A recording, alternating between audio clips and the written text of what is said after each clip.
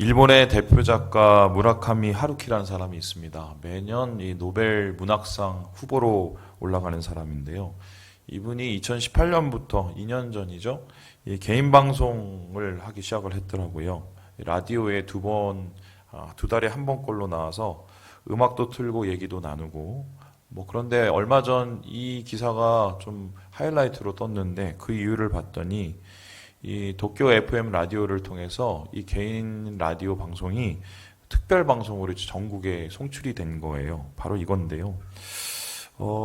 이 라디오 방송을 통해서 무라카미는 코로나19로 힘들어하는 사람들을 위로하기 원했다라고 말하는데요. 2시간 진행을 했습니다. 자신이 고른 음악을 틀고 그 음악에 대한 또 메시지를 나누고, 그런데 이 방송에서 좀 우리가 주목할 만한 이야기를 했는데요. 바로 이것입니다.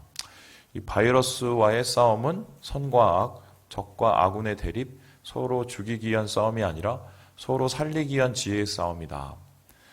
한마디로 지금 우리가 함께 살기 위해서 싸우고 있다는 거고요.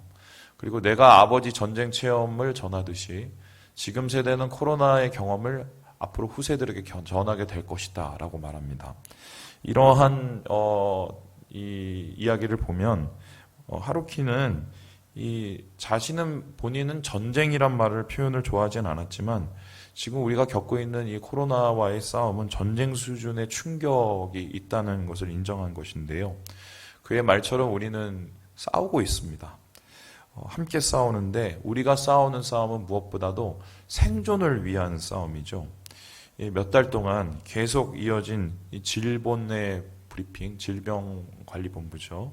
그리고 중대본, 아시죠? 문자들을 이렇게 잘 살펴봤는데 이 반복되는 표현이 있었습니다.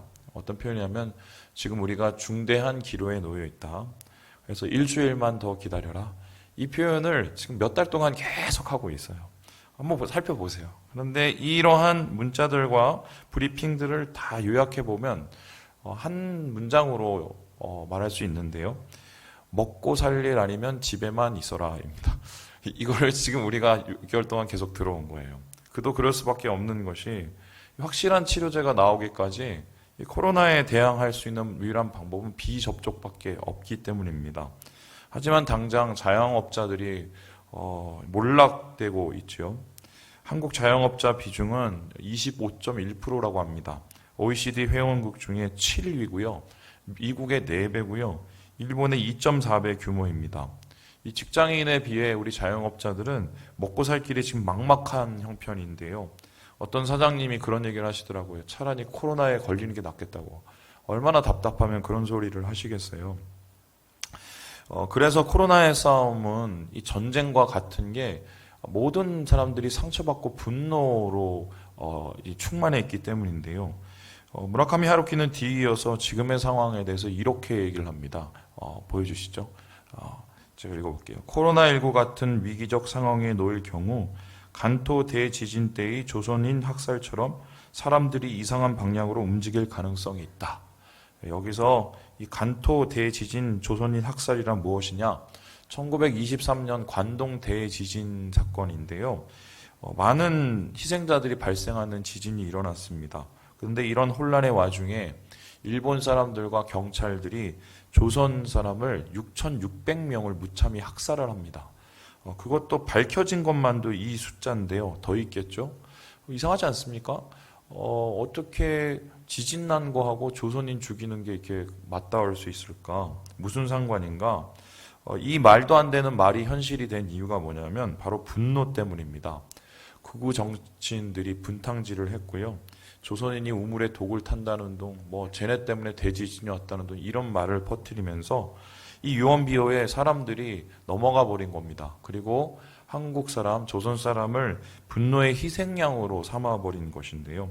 이 무라카미 하루키가 지금의 상황을 그때와 비교하는 이유는 지금 많은 사람들의 인내가 바닥이 나고 분노는 차오르기 때문입니다. 그리고 여전히 왜곡된 언론들은 분탕질을 하고 나쁜 정치인들은 이런 상황을 희생양을 만들어서 해결하려고 하는데요. 일본까지 생각할 것도 없습니다. 저의 경우, 우리의 경우를 봐도 정도의 차이만 있지 맥락은 비슷한 것 같은데요. 거리두기 2.5단계가 아마 연장될 것 같은데 조금 기준이 완화된다고는 하지만 교회에 대한 얘기는 아예 없습니다. 아직도 교회는 공공의 적처럼 여겨지고 많은 사람들의 불편함이 돼버렸는데요. 제가 이제 시청 앞에 자주 가는 메밀집이 있어요. 우리 장로님도 좋아하셔서 거기서 가끔씩 만나는데 그 메밀집에 제가 코로나 때문에 한참을 못 가다가 이번 주에 어쩔 수 없이 저희 아버님을 모시고 갔거든요. 그런데 거기서 오랜만에 이제 그 사장님 저를 보니까 좋았나 봐요. 그래서 막 이런저런 말씀을 거시는데 저한테 이런 얘기 하시더라고요. 아, 교회 다니시죠? 아, 예. 했더니 아직도 교회 다니세요? 이렇게 물어보는 거예요.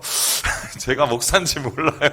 근데, 예. 그분이 막 해서 더 얘기를 못 하겠더라고요. 욕먹을까봐. 이런 상황이 참 그랬습니다. 2.5단계 연장 소식을 듣고 나서 제가 갑자기 밑에서부터 뭔가 솟구쳐오른 끓어오름, 뜨거운 게 있었는데, 이 표현할 수 없는 감정이 막 올라오더라고요. 근데 나중에 제 마음을 자세히 들여다보니까 그 감정은 이것이었어요. 원통함. 대상이 확실치 않는 분노였는데 하나님에 대한 것은 절대 아니고요. 그렇다고 뭐 정부나 뭐 다른 여타의 사람들에 대한 것도 아닌데 그냥 원통하고 마음에 화가 나는 거죠. 인내의 바닥이 났다는 증거입니다. 그래서 제가 스트레스를 좀 되게 많이 받고 있다는 게 제가 알고 있는 수준 이상인 게요. 어느 정도였냐면 부끄러운 얘기인데 지금 말씀드린 거예요. 지난 2주 동안 제가 그 크레딧 카드죠. 카드를 3번을 잃어버렸어요. 3번을 잃어버리고 2번을 신청을 했고요. 심지어는 이게 지갑에서 냉장고에서 지갑을 찾았습니다. 제 인생에서 처음인데 저희 아내가 그것도 찾아줬어요. 막 머리가 이렇게 많은 생각으로 가득한 것 같은데 비슷한 감정과 스트레스를 느끼는 분들 분명히 많을 거라고 알고 있어요. 그런데 여기서 끝난 게 아니라 다시 또 일주일, 또 7일을 기도해야 하는 상황이 왔습니다. 이 당장의 고민은 무엇인가? 어떻게 또 버티냐? 어떻게 또 이 7일을 또 몇 번이나 더 해야 되냐? 뭐 이런 생각이 올라오는데요. 이런 막 그 여러 가지 복잡한 생각을 하고 있다가 갑자기 오늘 본문을 지나치게 된 거예요. 그런데 본문을 지나치다가 착시 현상이 일어났어요. 어떤 착시 현상이냐면 10절과 12절에 나오는 또 7일을 기다려라는 말이 또 7일을 기다려가 아니라 또 7일을 기다려? 이렇게 읽기 시작한 거예요. 네, 그래서 이게 뭐지? 그래서 제가 본문을 들여다보기 시작했는데요. 본문에서 노아는 지금 기다리고 있습니다. 학자들에 따라서는 편차가 있지만 유대력으로 1년 12일을 기다렸다. 그래서 양력으로 따지면 1년 정도 있는데요. 이 기간은 예고는 되었으나 정해지지 않는 시간, 한마디로 언제 끝날지 모르는 시간이었어요. 아무리 철저한 준비를 했어도 시간이 지나면은 바닥이 드러나기 마련입니다. 곡간도 바닥날 것이고 그리고 마실 것과 먹을 것도 바닥날 것이고 인내도 바닥났을 것인데 자신만이 아니라 가족 그리고 수많은 동물까지 먹이고 돌보아야 하는 상황이 노아의 일이었습니다. 대개의 경우 이렇게 되면 흔들리기 마련입니다. 그런데 신기한 게 최소한 본문에서 우린 노아의 감정 변화를 전혀 찾아볼 수 없습니다. 역시 당대의 의인, 완전한 자라 그런 것인가? 그는 과연 철인이었을까? 이야기가 여기서 끝났다면 그렇게 생각해버리고 말면 되는데 여러분 그 이후의 이야기를 알죠? 노아가 포도주 취해서 옷 벗고 자식들한테 부끄러움 보이는 거 아실 겁니다. 이 말씀을 보면 노아는 그냥 사람이에요. 그렇다면은 노아가 1년의 기다림을 버텨낸 데는 분명한 비밀이 있다는 소리인데요. 오늘 여러분과 저는 그 비밀, 기다림의 비밀, 어떻게 기다렸냐, 7일과 7일과 7일과 7일을 어떻게 기다렸냐를 우리가 살펴보려고 합니다. 본문을 봤더니 이 기다림의 비밀을 3가지 정도로 정리를 할 수 있겠더라고요. 우리 같이 첫 번째를 같이 한번 읽어보겠습니다. 시작! 기억을 기억하라. 노아의 기다림의 첫 비밀, 기억을 기억하는 것이었습니다. 우리 함께 1절의 말씀을 읽습니다. 시작. 하나님이 노아와 그와 함께 방주에 있는 모든 들짐승과 가축을 기억하사 하나님이 바람을 땅 위에 불게 하심에 물이 줄어들었고. 이 1절은 이 홍수 사건의 굉장히 중대한 전환점입니다. 이를 계기로 물이 줄어들고 심판이 다시 하나님의 축복으로 바꾸기 시작했는데요. 여기에서 이러한 계기가 된 것을 뭐라고 얘기하느냐? 기억하사라고 얘기합니다. 이 기억하사라는 단어는 히브리어로 자카르라고 하는데요. 이 자카르라는 단어는 단순히 심리적인 용어가 아니라 신학적인 용어입니다. 정확히 말하자면 언약적 용어인데요. 단순히 기억 안 나는 것을 그냥 떠오르거나 아니면 잊었던 것을 갑자기 생각해낸다는 것이 아니라 하나님께서 자신의 약속을 여전히 기억하시고 그 약속을 이루기 위해서 여전히 하나님께서 일하고 계신다는 의미입니다. 그래서 이 자카르라는 이 기억하다라는 이 히브리어를 더 자세하게 이해하기 위해서는 이 출애굽기 2장의 말씀을 보면 드러나게 되는데요. 우리 같이 24절, 25절 말씀을 읽어보겠습니다. 시작. 하나님이 그들의 고통 소리를 들으시고 하나님이 아브라함과 이삭과 야곱에게 세운 그의 언약을 기억하사 하나님이 이스라엘 자손을 돌보셨고 하나님이 그들을 기억하셨더라. 여러분 어떻게 하나님께서 출애굽을 시키셨냐? 그 결정적인 계기가 바로 자카르, 기억하셨기 때문이라고 말합니다. 예전 성경에는 이 기억하다가 권념하다라고 쓰여졌는데 우리에겐 낯선 단어지만 사실 이게 더 정확한 의미에 가깝습니다. 왜냐하면 이 권념이라는 말은요, 돌보며 생각하다라는 뜻입니다. 하나님께서 이스라엘 백성의 고통을 들으셨습니다. 그리고 그의 약속을 기억하셨습니다. 그리고 가까이 하셨고 그들을 돌보십니다. 이것이 바로 출애굽의 시작이었던 것입니다. 그렇습니다. 하나님은요, 기억하시는 분이세요. 권념하시는 분이세요. 그래서요, 본문에서 하나님은 노아와 그의 가족뿐만 아니라 그와 함께 탄 모든 동물까지 권념하시고 기억하십니다. 굳이 그렇게 하지 않아도 되는데 그럼에도 불구하고 기억하시고 돌보십니다. 왜 하나님은 이와 같은 자카르, 인간의 악함에도 불구하고 이와 같은 권념을 계속해서 하실까? 이에 대해서 성경은 헤세드가 그 이유라고 말하고 있습니다. 우리 함께 마르바던 교수님의 이야기를 같이 한번 읽어보죠. 시작. 헤세드의 본질은 하나님이 결코 우리를 돌보시는 일을 그만두지 않으신다는 것이다. 우리는 얼마나 오래 기다려야 할지 궁금해한다. 하지만 우리 마음 저 깊숙한 곳에는 결국 헤세드가 모든 것을 다스리고 있다는 확신이 있다. 하나님은 언제나 그분의 백성을 그렇게 다루셨기 때문이다. 약속을 하셨던 스스로 계신 하나님은 그 약속에 항상 신실하셨다. 헤세드라는 것은 하나님의 변함없는 사랑, 하나님의 변함없는 긍휼을 의미합니다. 하나님께서 왜 기억하시고 그 약속을 지키기 위해서 열심을 다하실까? 변함없는 하나님의 헤세드 때문인데요. 노아의 기다림이 버텨낼 수 있었던 이유는 이 기억, 하나님의 헤세드의 바탕이 된 이 기억을 기억했기 때문입니다. 하나님께서 그들을 기억하시고 돌보신다는 것을 믿었기 때문인데요. 폭풍 속에서도 변치 않는 사랑과 긍휼, 이것을 노아는 붙든 것입니다. 그래서 다른 것은 다 놓쳐도 이 기억만큼은 절대로 잊지 않아야겠는데요. 우리와 함께 계신 하나님을 기억하고 바라봐야 우리가 7일을 또 견뎌낼 수 있기 때문입니다. 두 번째로 노아는 이 1년의 기다림의 시간을 어떻게 버텨냈을까? 본문에서 이렇게 이야기하고 있습니다. 우리 같이 한번 읽어보죠. 시작. 비둘기를 날려라. 비둘기를 날렸어요. 뭔 소리냐? 우리 함께 12절의 말씀을 읽어보겠습니다. 시작. 또 7일을 기다려 비둘기를 내놓음에 다시는 그에게로 돌아오지 아니하였더라. 연속된 7일과 또 7일이 지납니다. 이 상황 속에서 노아는 무엇을 했느냐? 맨 처음에 까마귀를 날렸습니다. 그리고 두 번째, 세 번째, 네 번째는 비둘기를 날리며 기다렸습니다. 여러분, 이 구절을 여러분 잘 아실 텐데 무엇보다도 오늘의 본문의 가장 큰 피해자는 까마귀입니다. 무슨 소리냐? 이 구절 때문에 까마귀는 항상 누명을 쓰고 있는데요.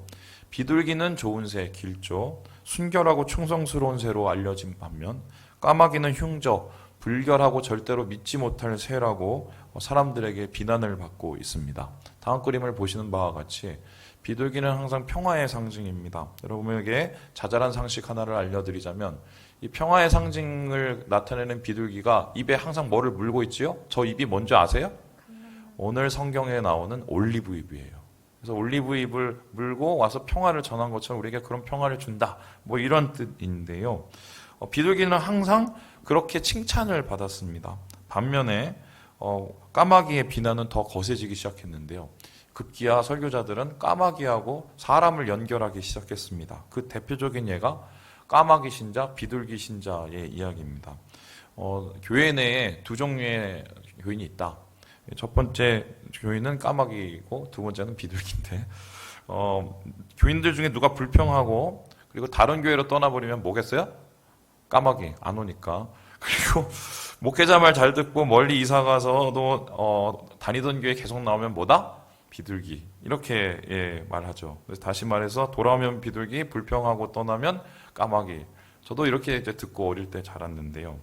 그렇다면 우리 교회는 까마귀 말고 비둘기가 꽤 많습니다. 우리 영재 선생님, 영미 선생님 멀리서 오고 또 우리 예전에 우리 정장로님도 서울 저 먼 사당동에서 여기까지 왔다고 일종의 그 비둘기 출신이죠.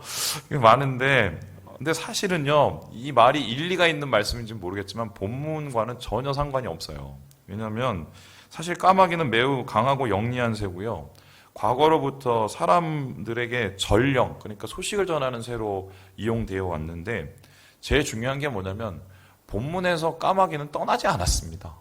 왜냐하면은 이 번역상의 오류인데요. 이 7절에 나오는 나라 왕래하였다는 이 말이 와예체, 야초, 와쇼브라는 단어인데 여기서 야초라는 단어하고 슈브라는 단어가 뭐냐면 야초는 나갔다, 슈브는 돌아왔다. 그러니까 까마귀 어떻게 해요? 갔다가 왔어요. 돌아왔어요. 안 온 거 아니에요. 돌아왔어요.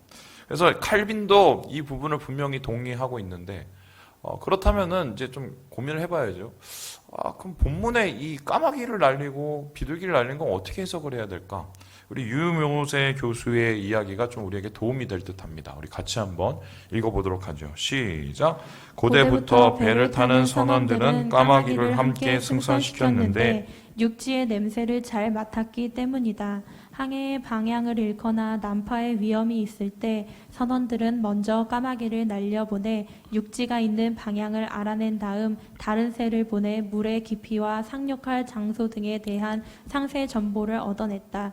이때 비둘기는 상륙 지점을 알리는 역할을 했는데 먼 거리 비행이 불가능한 비둘기가 다시 돌아온다면 근방에 상륙할 땅이 없음을 의미했다. 안 돌아와서 까마귀가 안 돌아서 비둘기를 날린 게 아니라 이게 비둘기는 시야가 넓고요. 그다음 비행거리가 넓고 그리고 까마귀는요. 비둘기는 또 좁은 거예요. 그러니까 비둘기보다 까마귀를 먼저 날려 보낸 다음에 뭔가 조짐이 있으면 그 다음에 비둘기를 보내서 이제 순차적으로 이게 접근을 한 셈인데요. 그래서 비둘기와 까마귀를 날리는 것에 대한 다른 해석이 필요합니다. 저는 노아가 왜 이것을 날렸을까 생각을 해볼 때 이 기다림의 시간 동안 까마귀 날리고 비둘기 나르면서 소망을 잃지 않았다는 것이 아닐까라는 마음이 들었어요. 분명한 하나님의 약속은 끝이 있죠. 생명이 있습니다. 하지만 시간이 지남에 따라 무너지게 됩니다. 이때 노아는 소망의 비둘기를 날립니다. 소망의 까마귀를 날립니다. 하늘을 향해서. 하늘을 나는 비둘기는 하나님의 약속에 대한 강력한 바람이자 강력한 기도라고 생각하는데요. 그리고 소망의 눈으로 세상을 바라보고 분별하는 이 모습이 바로 노아가 비둘기를 날린 이유가 아닌가. 저는 분명히 노아가 이 비둘기 날리면서 하나님을 의식했다고 생각해요. 그래서 그의 소망과 바람은 하나님 앞에 올려드린 것인데 비하학일지 모르겠지만 이 행동은 바로 기도이며 예배라고 저는 생각합니다. 답답할 때 하늘을 향해서 하나님을 향해서 기도의 날개를 답니다. 그리고 하나님을 향해서 솟구쳐 올라 예배의 비행을 합니다. 그리고 하나님의 약속을 다시 붙잡고 소망하며 기다립니다. 7일이 지나고 또 7일이 지나도 빈손으로 돌아오던 새들이 어느새 감람나무 잎사귀를 물고 오고 점점 물이 말라가고 마른 땅이 드러납니다. 회복의 기미가 점점 나타나게 되는 것이지요. 노아가 드린 소망의 기도는 이렇게 끝났습니다. 그렇게 버티고 기다렸을 때 새로운 길이 열린 건데요. 이것이 우리가 오늘의 이 답답한 상황 속에서도 예배와 기도를 놓치지 말아야 될 이유입니다. 답답하고 힘들고 어려울 때 하나님 앞에 소망의 비둘기를 날리고 창공을 향해서 하나님을 향해서 우리의 나래를 펼며 올라갈 때 주님은 7일을 보내고 또 7일을 보낼 수 있는 힘을 주신다. 그래서요, 결코 헛된 기도는 이 세상에 없습니다. 헛된 예배는 존재하지 않습니다. 소망의 비둘기가 나래를 치면 반드시 땅은 말라지고 주의 회복이 일어난다는 것이 두 번째로 이 노아가 이 버텨낸 기다림의 방법이었다. 마지막으로 노아가 이 시간을, 1년의 시간을 기다릴 수 있었던 비결은 무엇이었을까? 우리 같이 한번 읽어보도록 합니다. 시작! 시작을 준비하라. 하나님의 기억을 기억하고 소망의 비둘기를 날리고 그리고 노아는 마지막으로 시작을 준비했습니다. 우리 함께 13절과 14절의 말씀을 읽어보겠습니다. 시작! 601년 첫째 달 곧 그 달 초하룻 날에 땅 위에서 물이 거친지라 노아가 방주 뚜껑을 제치고 본즉 지면에서 물이 거쳤더니 둘째 달 21의 날에 땅이 말랐더라. 본문에는 좀 이상한 부분이 있습니다. 왜냐하면 노아와 그의 가족들이 방주를 나간 시점입니다. 여러분, 비둘기가 안 돌았으면 지금 이미 땅이 다 말랐다는 거예요. 그리고 심지어는 방주 뚜껑을 보고 주변을 다 보니까 진짜 마른 땅이 된 거예요. 그리고 물이 거쳤으면 그럼 어떻게 합니까? 나가야죠. 안 나가요. 얼마나 안 나가냐? 2달 이상 동안 꼼짝없이 방주에서 기다리고 있습니다. 도대체 이 사람들 여기서 무엇을 하고 있었을까? 본문에서 말하지 않고 있으니 우리는 유추해 볼 수밖에 없는데요. 노아가 언제 나왔냐면 하나님께서 말씀하신 후에 나왔어요. 나가라! 그러니까 나갔어요. 그리고 나와서 제일 먼저 한 게 뭐냐? 제사를 하나님 앞에 드렸습니다. 솔직히 이 2달의 시간은 사실상 필요 없는 시간, 그리고 쓸데없는 시간 낭비이지요. 마치 열차가 이제 도착했을 때 가끔씩 그러잖아요. 전철에서 차장이 문을 안 열어줘요. 그러면 5초, 10초, 1분이 왜 그렇게 승질나고 답답한지 그런 기간이에요. 그런 기간. 그래서 이런 속에서 사람들은 어떻게 보면은 이상한 반응이 나타나죠. 짜증나고 욕하고.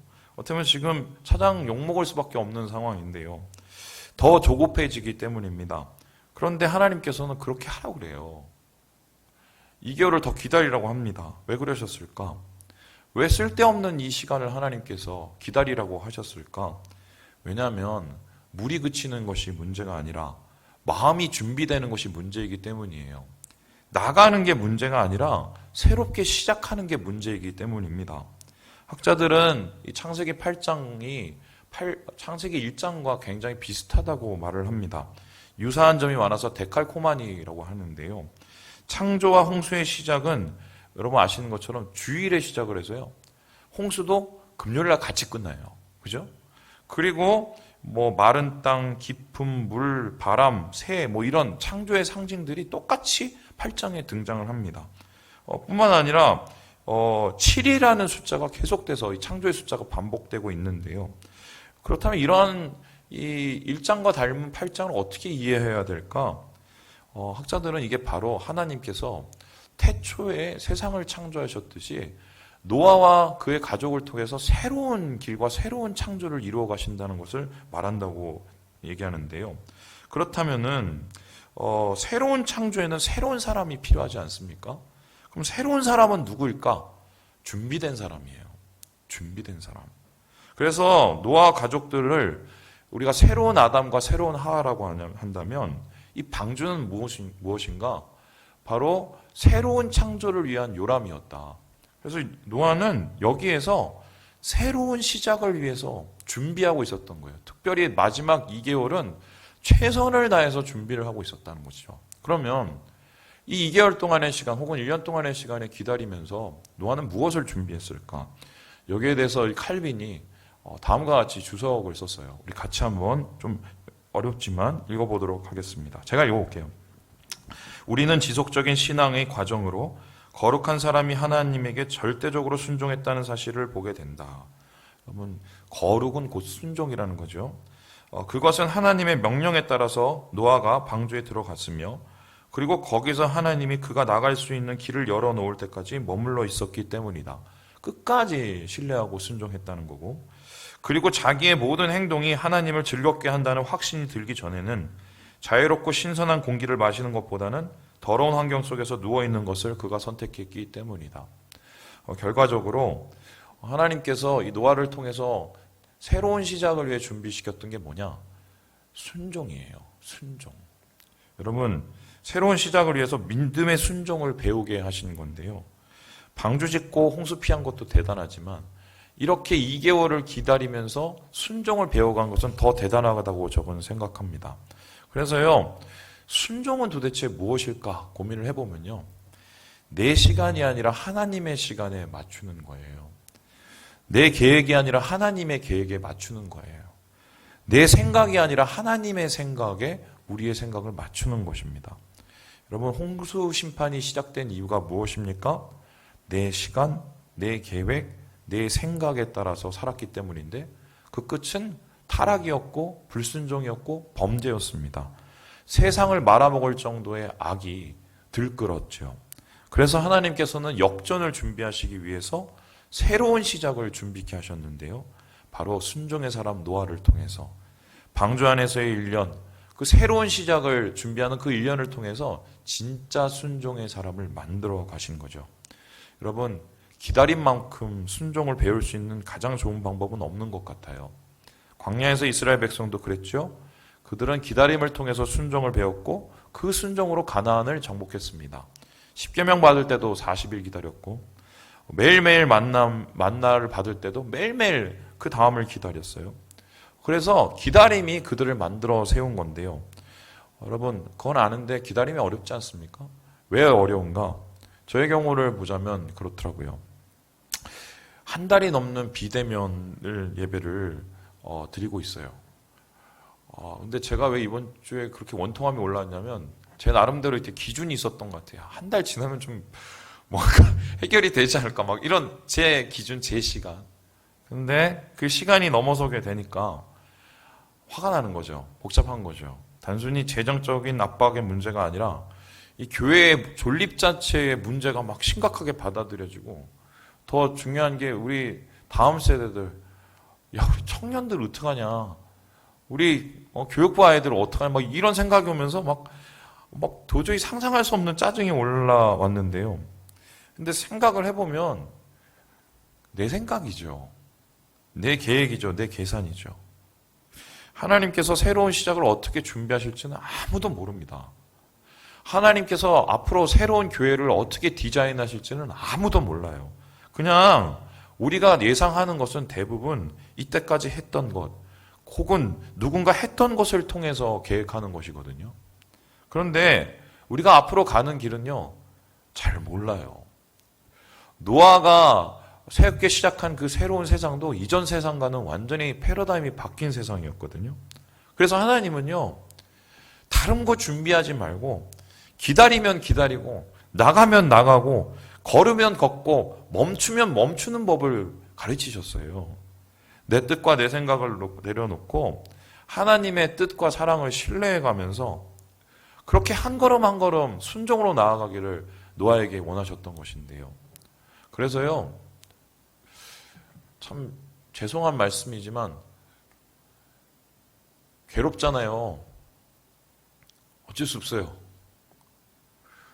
그냥 하나님 앞에 눈물로 내 시간을 부서뜨리고 내 계획을 부서뜨리고 내 생각을 부서뜨리고 하나님 앞에 엎드리는 방법밖에 없는 것 같아요. 오늘 말씀을 마무리를 어떻게 할까 고민을 했는데 하나님 앞에 기도를 드렸더니 이 말씀을 주셨어요. 우리 함께 고린도후서 말씀을 같이 한번 읽어보겠습니다. 시작. 그런즉 누구든지 그리스도 안에 있으면 새로운 피조물이라. 이전 것은 지나갔으니 보라 새 것이 되었도다. 작년 11월인가 10월인가 하나님 앞에 기도를 하는데 하나님이 올해의 말씀이 이거라고 분명히 얘기하셨어요. 그래서 그 말씀을 제가 시내산에서 받아들고 네, 그냥 농담이에요. 받아들고 내려왔어요. 저는 그때 이게 어떤 뜻인지 전혀 몰랐거든요. 단순히 뭔가 좀 우리가 하나 돼서 시작하자. 여러분 아시는 것처럼 올해 너무 많은 변화가 있지요? 교회의 변화, 세상의 변화, 세계의 변화, 그리고 우리 상황의 변화. 제가 그래서 이 말씀을 다시 듣고 묵상을 하면서 아주 부각돼서 드러나는 한 부분이 있었는데 이겁니다. 이전 것은 어떻게 돼요? 지나가야 돼요. 새 것이 오려면 이전 것은 지나가야 돼요. 우리가 지금 이 1년의 시간 혹은 7일에 7일에 더하는 이 시간을 우리가 버텨내야 되는 이유가 뭐냐?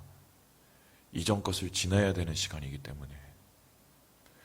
이렇게 이전 것을 지내고 하나님의 믿음을 준비할 때 우리는 새 길과 새 것이 되어서 주님과 함께 걸어갈 것이다.